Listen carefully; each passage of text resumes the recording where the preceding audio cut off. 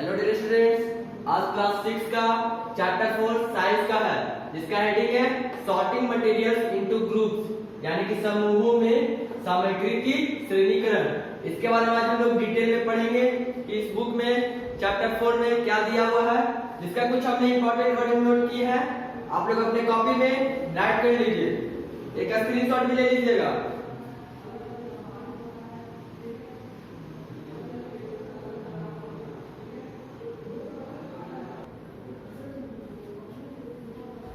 अब हम लोग का फर्स्ट टॉपिक है मटेरियल्स, यानी कि सामग्री। इसमें दिया हुआ है ए सब्सटेंस और a thing which is used to make different objects is called material.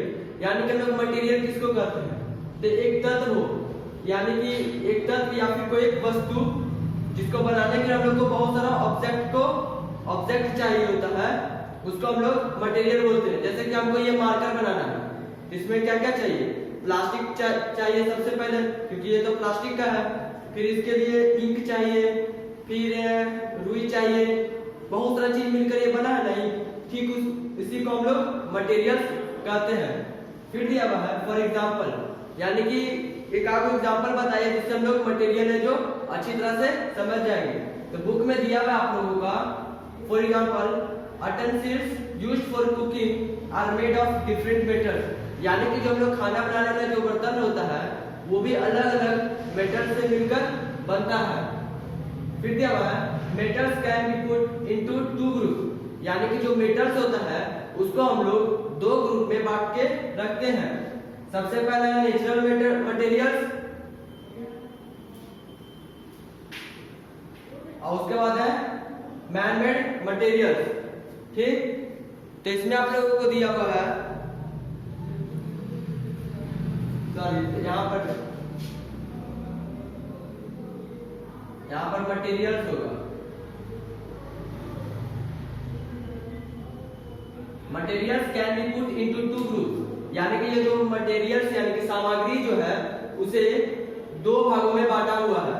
सबसे पहला है नेचुरल मटेरियल्स, यानी कि प्राकृतिक सामग्री। इसमें दिया हुआ है the materials which occur in nature are called natural material, यानी कि वैसा मटेरियल, वैसा सामग्री जो हम लोग का प्राकृतिक में पाया जाता है उसे हम लोग नेचुरल मटेरियल कहते हैं। जैसे कि प्राकृतिक में क्या क्या चीज पाया हुआ है, फॉर एग्जांपल वुड हो गया, लकड़ी, उसे आदमी सब तो बनाए नहीं है, वो तो पहले से ही है, इसलिए उसको नेचुरल मटेरियल बोलते हैं। फिर स्टोन्स हो गया, पत्थर ये सब, फिर सैंड हो गया, बालू, इटीसी। ठीक, आप लोग नेचुरल मटेरियल समझ गए। अब सेकंड है मैन मेड मटेरियल्स, यानी कि मानव निर्मित सामग्री, यानी कि जिसे मानव ने बनाया है, प्राकृतिक का नहीं है। जैसे कि देखिए the materials which do not occur in nature but are made by combining two or more natural materials are called man made materials, यानी कि man made materials किसको कहते हैं, तो देखिए वो प्राकृतिक में नहीं पाया जाता है, लेकिन वो प्राकृतिक का ही सामान से मिलकर बना होता है, दो या दो से अधिक मेटल से मिलकर बना हुआ होता है। लेकिन वो रहता है सामान किसका, नेचुरल का रहता है, यानी कि प्राकृतिक का रहता है, लेकिन उसको बनाता है कौन, आदमी सब। जैसे कि देखिए प्लास्टिक हो गया, ग्लास हो गया, सॉप हो गया, इटीसी, ये सब आदमी बनाता है। ठीक, पहला टॉपिक्स में आप लोग को इतना ही था, और डिटेल में पढ़ना है तो अपने बुक को अच्छी तरह से रीडिंग करें। फिर सेकंड टॉपिक्स में है क्लासिफिकेशन ऑफ मटेरियल्स, यानी कि सामग्री की वर्गीकरण, यानी कि सामग्री होता है उसका वर्गीकरण इसमें किया हुआ है। तो it is not possible to learn about each other each object separately, यानी कि ये पॉसिबल नहीं है कि हम लोग बहुत सारे वस्तु को एक अलग अलग करके याद कर ले, बहुत हार्ड है। ठीक, टू टेक इट इजी, उसको इजी बनाने के लिए we group things on the basis of any of their properties, यानी कि सबका अपना अपना प्रॉपर्टीज के अनुसार बांट दे। Grouping of things based on any on their common property is called classification, यानी कि जिसका एक प्रॉपर्टी हो उसको कॉमन लेकर एक साथ सबको रखना है, तो वो आप लोग को क्लासिफिकेशन, यानी कि ये वर्गीकरण का दिया हुआ डेफिनेशन कि वर्गीकरण कैसे होता है। यानी कि मान के चलिए 5-6 मेटल है, उसमें से एक का जो प्रॉपर्टी है वो तीसरा से मिलता है, दूसरा का जो प्रॉपर्टी है वो चौथा से मिलता है। उस सबको एक ग्रुप में, जैसे कि मान के चलिए यहाँ पर देखिए ये 1 2 3 4 5 6, तो जो 1 मेटल है उसका 3 से 1 का और 3 का प्रॉपर्टी जो है सेम है, ये दोनों का जो प्रॉपर्टी है वो सेम है। उसका 2 का 4 का जो है ये दोनों का सेम है, और 5 और 6 का सेम है। ये सबको एक ग्रुप में रखना है। जैसे कि मान के चलिए कि 1 है, ये 2 है, ये 1 का किसका 1 और 3, फिर किसका 2 और 4, तो दूसरा में आ गया क्या 2 और 4, फिर तीसरा में क्या है 5 और 6, यानी कि ग्रुप में रखा हो, इसी को हम लोग क्लासिफिकेशन कहते हैं। ठीक,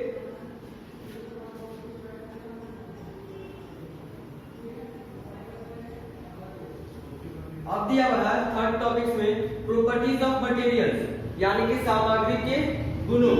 इसमें दिया हुआ है let us learn about some properties of materials, यानी कि हम लोग बहुत सारा मटेरियल्स का प्रॉपर्टी जानेंगे। पहला है अपीयरेंस, यानी कि दिखावट। अपीयरेंस मतलब दिखावट। Each material look different from other, यानी कि प्रत्येक मटेरियल जो होता है वो एक दूसरे से भिन्न होता है, यानी कि अलग होता है। जैसे कि हम लोग देखेंगे would looks different from iron, यानी कि जो लकड़ी होता है वो लोहा से अलग होता है। Iron looks different from copper, लेकिन जो आयरन होता है यानी कि जो लोहा होता है वो कॉपर से अलग होता है। Copper looks different from aluminium, जो कॉपर होता है वो अल्युमिनियम से अलग होता है। Therefore, materials can be classified on the basis of their appearance, यानी कि उसका दिखावट पे हम लोग उसके दिखावटी पे हम लोग उसके रखते हैं, क्लासिफाइड करते हैं, यानी कि वर्गीकृत करते हैं। उसके बाद दिया हुआ है लस्टर, यानी कि चमक। This shine on the surface of a metal is called lustre, यानी कि कोई भी धातु हो उसके ऊपर उसके सतह पर चमक हो, उसको हम लोग लस्टर बोलते हैं। मोर अबाउट मेटल्स, अब हम लोग मेटल्स के बारे में डिटेल में पढ़ेंगे क्या क्या होता है। They shine so they are lustrous, यानी कि जो मेटल होते हैं वे चमकते हैं, इसीलिए हम लोग उसको लस्ट्रस बोलते हैं। और टॉपिक्स है ये पहले आप लोग अपने कॉपी में राइट कर लीजिए और स्क्रीनशॉट ले लीजिए, उसको बाद हम नेक्स्ट टॉपिक्स बताएंगे।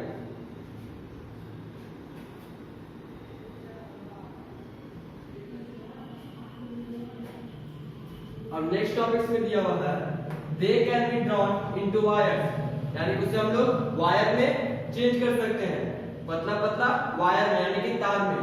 सो दे आर डक्टाइल, इसलिए हम लोग सबको डक्टाइल मेटल कहते हैं। ठीक, उसके बाद दिया हुआ the property of a metal, the property of a metal to be drawn into wire is called ductility, यानी कि जो मेटल का जो प्रॉपर्टी होता है एक ऐसा ही प्रॉपर्टी होता है जिसे हम लोग तार में डाल सकते हैं। जैसे कि जो तार होता है ये तार है, इसमें देखते हैं जो डाला हुआ रहता है मेटल, क्या रहता है, कौन सा मेटल रहता है, कॉपर। कॉपर रहता है यानी कि तांबा, इसको हम लोग पतला कर करके तार में भी डाल सकते हैं, इसलिए इसको डक्टिलिटी बोलते हैं। जैसे कि क्या क्या चीज को हो सकता है, आयरन हो गया, लोहा को, सोना को, कॉपर को, etc। फिर दिया हुआ है they can be beaten into sheets so they are malleable, यानी कि हम लोग उसको malleable क्यों बोलते हैं।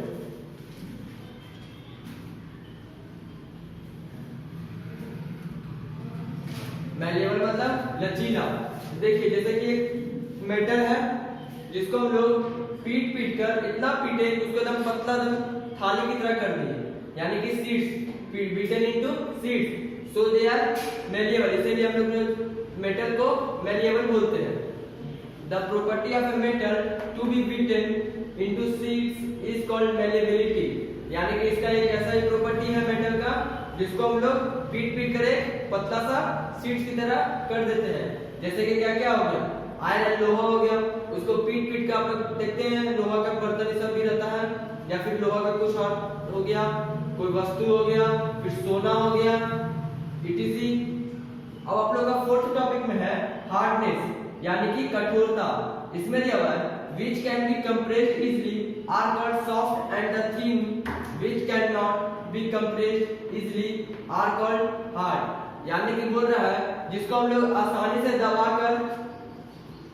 दबा देते हैं वो क्या हो जाता है, सॉफ्ट हो जाता है, वो पतला हो जाता है। ठीक, which can not be compressed easily, ये तो आपको सॉफ्ट बता दिया। और पतला जिसको हम लोग आसानी से दबा देते हैं यानी कि कंप्रेस कर देते हैं तो हम लोग आ जाता है सॉफ्ट और थिन में। लेकिन अगर हम लोग को आसानी से वो चीज नहीं दबता है और पतला नहीं होता है उसको हम लोग हार्ड बोलते हैं। जैसे कि लोहा हो गया, लोहा को हम लोग दबाएंगे तो क्या वो दब जाएगा हाथ से? नहीं, उसके लिए भी लोहा ही चाहिए। अगर हम लोग को इसका एग्जांपल लेना है सॉफ्ट का तो थर्मोकॉल ले सकते हैं। थर्मोकॉल होता है उसको अगर हम दबाएंगे तो वो दब जाएगा हम लोग का हाथ से, इसलिए आ जाता है इजली में। उसके बाद बोल रहा है diamond is the hardest naturally occurring substance, यानी कि एक डायमंड है जो वो प्रकृति में पाया जाने वाला सबसे मजबूत तत्व है। ठीक, उसके बाद फिफ्थ टॉपिक में आप लोग का है टेक्सचर यानी कि बनावट। इसमें दिया हुआ है texture is another property that can be used to classify materials into groups certain materials, यानी कि उसको मटेरियल्स के तौर पर उसको हम लोग टेक्सचर का भी एक प्रॉपर्टी होता है जिसको हम लोग मटेरियल्स के तुलना में क्लासिफाई करते हैं। जैसे कि क्या क्या हो गया टेक्सचर यानी कि बनावट, यानी कि मेटल से सबको उसका उपयोग करना। जैसे क्या हो गया ग्लास हो गया, फिर क्या हो गया सिल्क हो गया, मिरर हो गया, आईना, इटीसी, ये सब हम लोग आ जाता है टेक्सचर यानी कि जो हम लोग खुद बनाते हैं। उसका सिक्स्थ टॉपिक में है स्टेट यानी कि अवस्था। ये सब आप लोग ध्यान से देखिए क्योंकि अगर आप लोग 6 में ये सब पढ़ लेंगे तो आप लोग को 9 में 10 में सब में यही सब पढ़ने का रहेगा, 8 में 7 में। इसलिए इसको अच्छी तरह से समझने को कोशिश करें और ये ध्यान दें बोर्ड पर। सबसे पहले दिया हुआ है सॉलिड स्टेट यानी कि ठोस अवस्था। इसमें दिया हुआ है solids have a definite shape and volume, यानी कि जो सॉलिड होता है जो ठोस होता है उसका जो वॉल्यूम होता है और शेप होता है वो एक जैसा होता है। ठीक, you can move a box from one place to another, यानी कि एक बॉक्स है, ये बॉक्स है यहाँ पे, इसको एक जगह से दूसरे जगह तक हम ले जाते हैं but its volume and surface do not change. लेकिन इसका जो वॉल्यूम है यानी कि इसका जितना आकार है और इसका जो शेप है, इसका आकार और इसका अंदर का, जैसे कि ये रूम है तो ये रूम का जितना वॉल्यूम जिसमें हम लोग हैं तो हम लोग का वॉल्यूम हो गया और इसका आकार तो जितना बड़ा आकार है वो हो गया, तो इसका कुछ चेंजिंग नहीं होगा। ठीक, सॉलिड जैसे कि ये मार्कर है, ठीक, इसका जो वॉल्यूम हो गया यानी कि इसके अंदर वाला जितना होता है खोखला ये सब ये हो गया, इसका देखिए इसका वॉल्यूम हो गया, इसके अंदर वाला ये कैप के अंदर ये वॉल्यूम हो गया, इसमें कितना गैस अट सकता है, और ये आपका ये हो गया आकार यानी कि इसका कितना साइज है। ठीक, ये कभी सॉलिड का चेंज नहीं हो सकता। देखिए इसका चेंज हो रहा है, इसको हम चाप रहे हैं तब पर ये क्या जैसे कि तैसा ही है। ये हम लोग आ जाता है सॉलिड का पहचान। अब हम लोग देखेंगे लिक्विड का। लिक्विड स्टेट कैसा होता है यानी कि तरल अवस्था। Liquid do not have a definite shape but they have a definite volume, यानी कि जो लिक्विड होता है उसका जो शेप होता है वो बदलते रहता है। लिक्विड मतलब तरल पदार्थ हो गया, वो उसका जो शेप होता है वो बदलते रहता है, लेकिन उसका जो वॉल्यूम है जो होता है वो नहीं बदलता है। जैसे कि देखिए एग्जांपल से pouring water from a jug into a glass causes water to take the shape of the glass, यानी कि ये जो जग में पानी है, ठीक, इस जग में पानी है तो ये देखिए कौन सा शेप में है। ठीक, अगर वही जग का पानी को हम लोग ग्लास में कर देंगे तो वो ग्लास का शेप ले लेगा। इसीलिए बोल रहे हैं इसका जो वॉल्यूम है वो तो वॉल्यूम ठीक रहेगा, यानी कि लिक्विड का वॉल्यूम होता है लेकिन उसका जो शेप होता है वो डिफरेंट नहीं होता, यानी कि अलग अलग उसका शेप होते रहता है। ठीक, इसका वॉल्यूम सेम रहता है। जैसे कि ये जग में इसका वॉल्यूम क्या है इस तरह से है और इसमें देखिए इस तरह से है, इसका जो वॉल्यूम ये तो सेम है लेकिन इसका जो आकार है वो बदलते रहता है। इसमें देखिए कुछ वाटर इस तरह से, देखिए इसमें वाटर इस तरह से, इसका जो शेप होता है वो वाटर का चेंज होते रहता है। ये आ जाता है लिक्विड में। अब हम नेक्स्ट में बताएंगे गैस के बारे में। सबसे पहले आप लोग इसको एक स्क्रीनशॉट में लीजिए और सब कॉपी में राइट करते जाएंगे।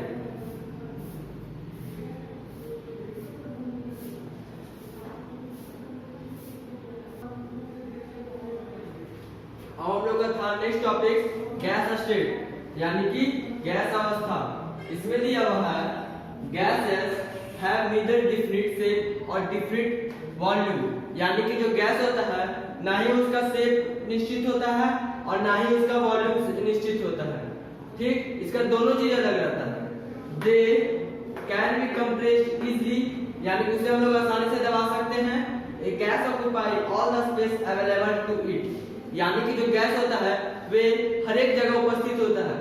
यानी कि अभी आप लोग जो रूम में हैं वहां भी पूरी तरह गैस भरा हुआ है, अभी हम जहां पे हैं वहां भी गैस पूरी तरह से भरा हुआ रहता है। यानी कि गैस का कोई भी शेप नहीं होता है और कोई भी वॉल्यूम नहीं होता है, सब चीज का डिफरेंट होता है। उसके बाद आप लोग का नेक्स्ट टॉपिक यानी कि 7th टॉपिक में है सॉल्युबल और इनसॉल्युबल। इसमें दिया हुआ है घुलनशील या अघुलनशील। इसमें दिया हुआ है the substances which dissolve in water are called soluble substances, यानी कि सॉल्युबल सब्सटेंस किसे कहते हैं? वैसा चीज जिसे हम पानी में अगर डिसॉल्व कर दें, यानी कि पानी में अगर हम लोग डाल दें तो पूरी तरह से घुल जाएगा, वो आ जाता है हम लोग का सॉल्युबल में। And the substance which do not dissolve in water are called insoluble substance, यानी कि इनसॉल्युबल सब्सटेंस वैसा सब्सटेंस होता है जिसे हम पानी में डाल देंगे तो वो पूरी तरह से नहीं, कुछ घुलेगा ही नहीं। ठीक, वो आ जाता है इनसॉल्युबल सब्सटेंस में। जैसे देखिए यहाँ पे हमने एक एग्जांपल लिया है साल्ट प्लस वाटर। इसमें हमने साल्ट और वाटर दोनों मिलाया है तो ये घुल गया है पूरी तरह से। लेकिन सेकंड एक्सपेरिमेंट में मैंने सैंड प्लस वाटर लिया, यानी कि बालू प्लस पानी। तो जो बालू है वो भारी होता है इसीलिए वो नीचे बैठ गया और पानी उसी तरह से रह गया, यानी कि जो बालू है वो पानी में नहीं घुल पाया। ये आप लोग का एग्जांपल है इनसॉल्युबल का और ये है सॉल्युबल का। इसमें दिया हुआ है liquids which mix with each other miscible liquid, यानी कि मिक्सिबल लिक्विड किसे कहते हैं? जो लिक्विड में अच्छी तरह से एक दूसरे से मिक्स हो जाए, यानी कि ये हो गया हम लोग का मिक्सिबल लिक्विड। और सेकंड में दिया हुआ है liquids that do not mix with each other are called immiscible liquid, यानी कि इनमिक्सिबल किसे कहते हैं? जो पानी में नहीं घुल सके, जैसे कि सैंड प्लस वाटर। अब हम लोग का 8th टॉपिक में है ऑब्जेक्ट्स मे फ्लोट और सिंक इन वाटर, यानी कि वस्तुएं पानी में तैरती और डूब जाती है। यानी कि कुछ चीज ऐसा होता है जो पानी में तैरता है तो कुछ चीज ऐसा होता है जो पानी में डूब जाता है पूरी तरह से। इसमें दिया हुआ some objects may float in water, यानी कि कुछ चीज होती है जो पानी में तैरती है, एंड सम में सिंक इन इट, और कुछ चीज जो होता है वो पानी में डूब जाती है। Take a piece of thermocol and a stone, यानी कि आपने यहाँ पर एक फिगर बनाया है जिसमें एक थर्मोकोल लिए है और एक स्टोन लिए है। The thermocol is float on water, यानी कि जो थर्मोकोल है वो पानी में तैर रहा है, and stone sink in it, यानी और जो पत्थर है वो पानी में बैठ गया है। इसमें दिया हुआ है देखिए जो थर्मोकोल होता है वो बहुत हल्का होता है इसीलिए वो पानी में तैर रहा है, लेकिन जो स्टोन होता है वो बहुत ही भारी होता है इसीलिए वो पानी में बैठ गया है। आप लोगों को ये फिगर बना लेना है और हमने अभी तक जितना फिगर बताया है सब फिगर आप लोगों को ड्रा कर लेना है कॉपी में with the help of book. इसको आप लोग राइट कर लीजिए। अब हम लोग नेक्स्ट टॉपिक रिपीट करेंगे।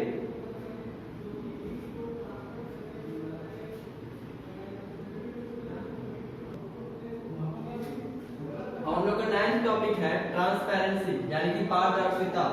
इसमें दिया हुआ है take a glass jar and look through it, यानी कि हम लोग एक ग्लास जार लेते हैं, यानी कि एक पार जिसमें हम लोग ट्रांसपेरेंट होना चाहिए वैसा जार लेते हैं, उसमें हम लोग पानी भर देते हैं और हम फिर उसके बाद उसको देखते हैं तो you will be able to see things on the other side. फिर हम लोग वो जार को एक जगह से दूसरे जगह तक देखते हैं। जैसे कि मान के चलिए ये जार है, इसमें पानी भरा हुआ है, फिर हम इसको यहाँ से देखेंगे और इसके दूसरे साइड दिखेगा।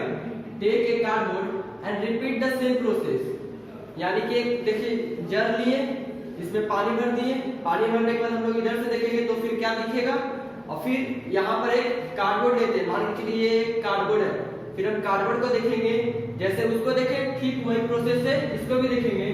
then what will you observe? अगर आप लोग इस तरह से देखेंगे तो आप लोग को क्या ऑब्जर्व होगा?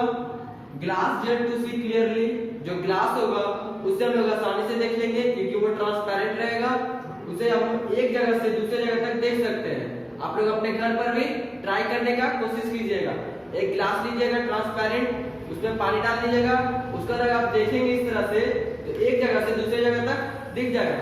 वही अगर आप लोग एक कार्डबोर्ड ले लेंगे, पैड हो गया एग्जाम वाला, वो लेकर आप अपने चेहरे के आगे रख के उसको देखेंगे तो उसके जो अदर साइड होगा वो आप लोग को नहीं दिखेगा, ठीक। एंड कार्डबोर्ड डू नॉट सी, ठीक। अब दिया हुआ the property on the basis of which different materials allows different amount of light to pass through them is called transparency। यानी कि ट्रांसपेरेंसी क्या होता है? द प्रॉपर्टी ऑफ बेसिस, यानी कि ऑफ विच डिफरेंट मटेरियल्स, यानी कि अलग अलग मटेरियल्स का जो प्रॉपर्टी होता है उसके आधार पर बांटा हुआ है, और अलग अलग जो मटेरियल होता है उसका अलग अलग प्रकाश चाहिए देखने के लिए, ठीक। उसको हम लोग ट्रांसपेरेंसी बोलते हैं, यानी कि पारदर्शिता, एक जगह से दूसरे जगह तक देखने के लिए। जैसे कि क्या हो गया, प्लास्टिक हो गया, प्लास्टिक अगर हम लोग आगे फेस के आगे लगा लेंगे और फिर हम नेक्स्ट देखेंगे तो वो दिखेगा लेकिन हल्का हल्का दिखेगा। और मान के चलिए ग्लास हो गया, ग्लास को हम इस तरह से आगे रख देंगे, उसके बाद देखेंगे तो इधर से हम लोग को उधर दिख जाएगा। ये आ जाता है एग्जांपल, ये सब आ जाता है आप लोग एग्जांपल ट्रांसपेरेंसी का। अब आप लोग का है materials which allow light to pass through them are called transparent materials. यानी कि ट्रांसपेरेंट मटेरियल्स क्या होता है? जिसमें हम लोग लाइट पास आसानी से हो जाए। यानी कि मान के चलिए कि एक प्लास्टिक लीजिए और टॉर्च जलाकर देखेंगे तो इधर से लाइट उधर पार हो जाएगा, ये आ जाता है आप लोग का ट्रांसपेरेंट में, ठीक। उसके बाद हमने materials which allow some amount of light pass through them are called translucent material. यानी कि ट्रांसलूसेंट मटेरियल कैसा होता है? देखिए ट्रांसपेरेंट में तो एक जगह से दूसरी जगह तक लाइट जाएगा, लेकिन जो ट्रांसलूसेंट होता है उसमें हल्का सा लाइट जाएगा, यानी कि लाइट इसमें भी जाएगा, ट्रांसलूसेंट में भी जाएगा, लेकिन उसके मुताबिक थोड़ा सा कम लाइट एक जगह से दूसरी जगह तक ट्रैवल कर पाएगा।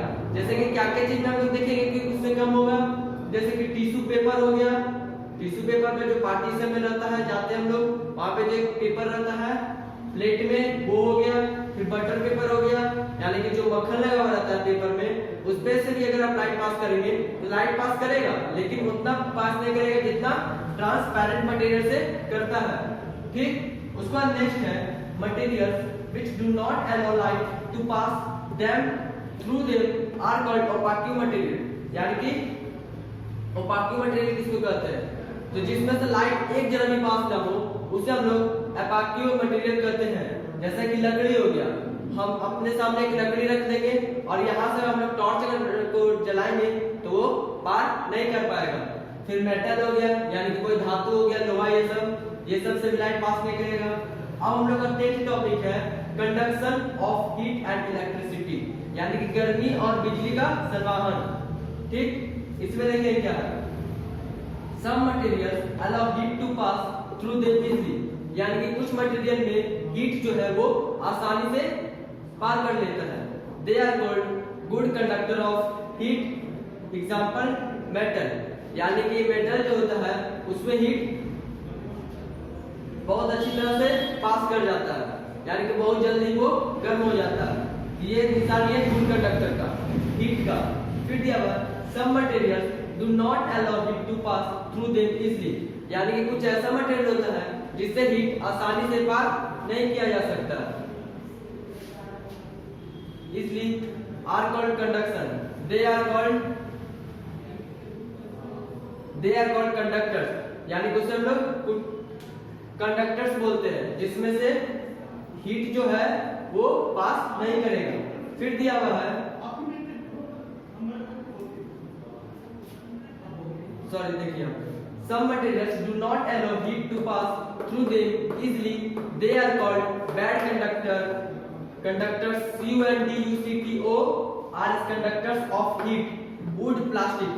यानी कि कुछ ऐसा चीज होता है जो आसानी से हीट को क्रॉस नहीं कर पाएगा।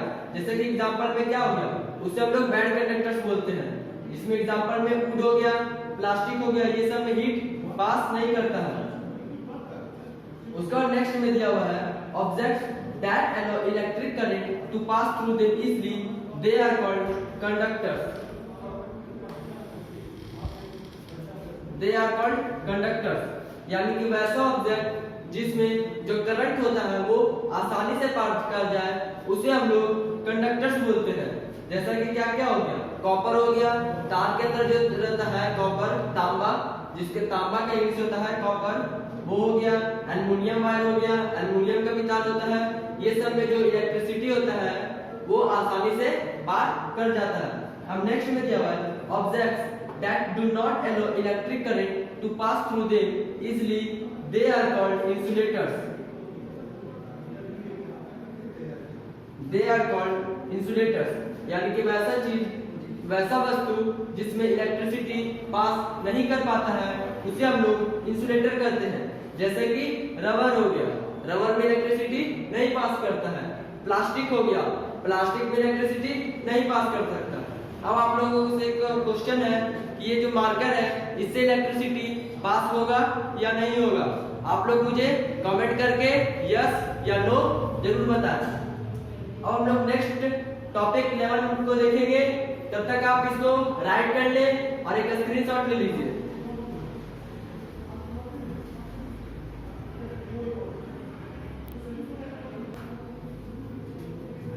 तो अब आप लोग का लास्ट टॉपिक है टॉपिक नंबर 11 मैग्नेटिक प्रॉपर्टी यानी कि चुंबकीय गुण। Materials that are attract to a magnet are called magnetic material. यानी कि मैग्नेटिक मटेरियल कैसे होगा, हम लोग किस तरह से पहचानेंगे?